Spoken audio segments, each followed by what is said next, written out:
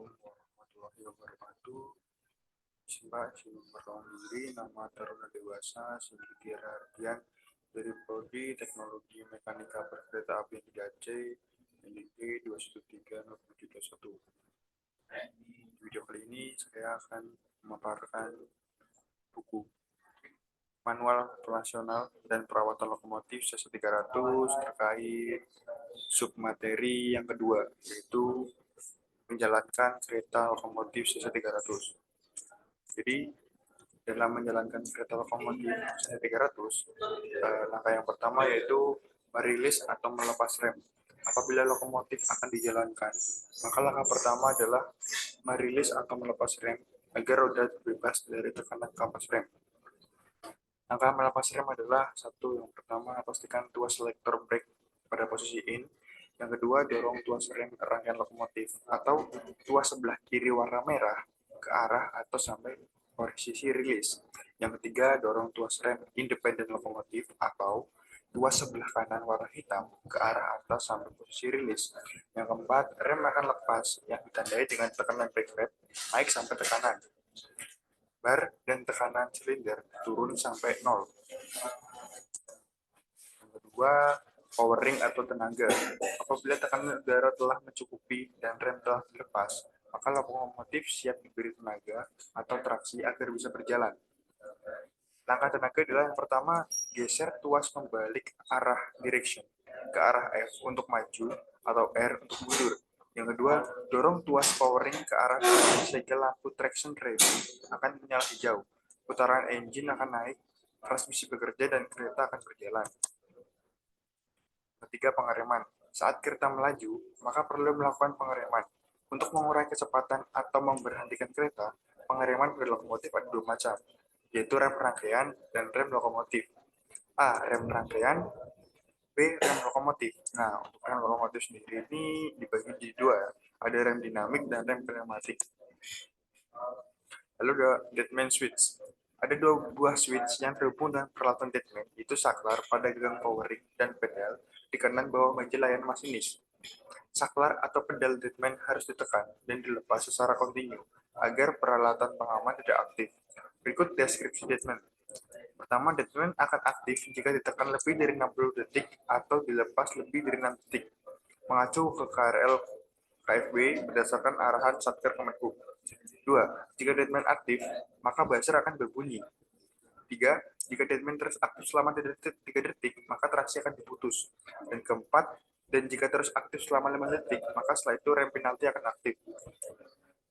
Itu kelima, untuk mereset kondisi rem penalti karena deadman tekan tombol emergency brake release. Kelima, melepas rem penalti.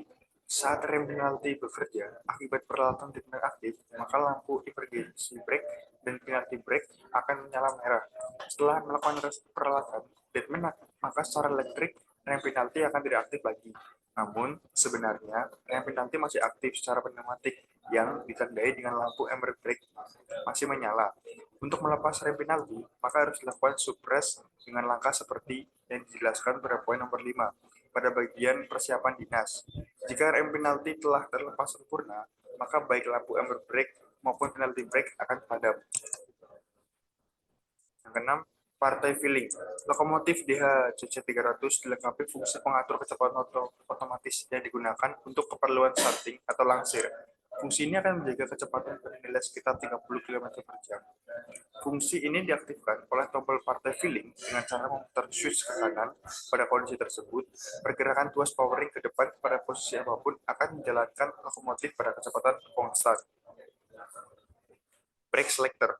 Pengereman rangkaian pada lokomotif CC300 mempunyai dua mode, yaitu untuk rangkaian kereta penumpang atau passenger dan rangkaian gerbong barang. Kedua mode ini memiliki perbedaan dalam waktu pengereman, di mana pengereman untuk mode gerbong barang memiliki respons lebih lambat daripada mode kereta penumpang. Untuk memilih mode digunakan saklar brake selector yang ada pada meja layanan masinis di bagian tengah. Yang ke-8, menjalankan mesin diesel secara darurat.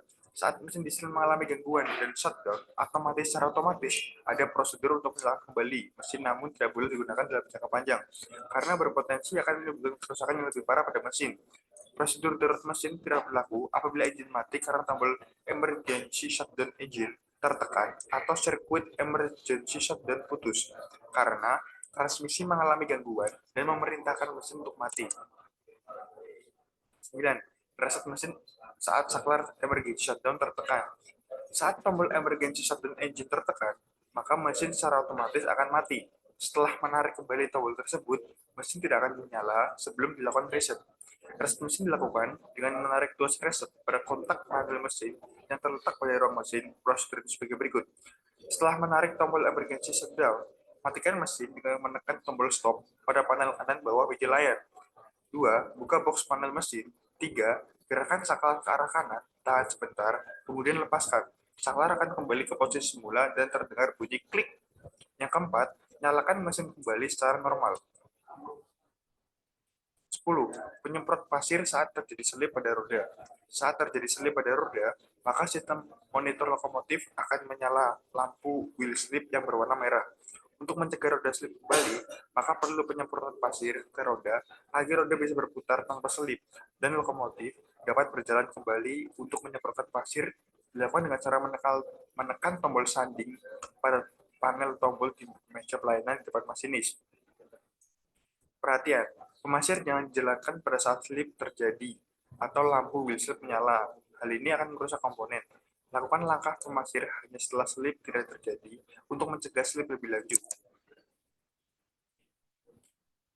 Terima kasih telah menonton video saya. Mungkin itu saja yang dapat saya sampaikan. Kurang lebihnya mohon maaf. Wassalamualaikum warahmatullahi wabarakatuh.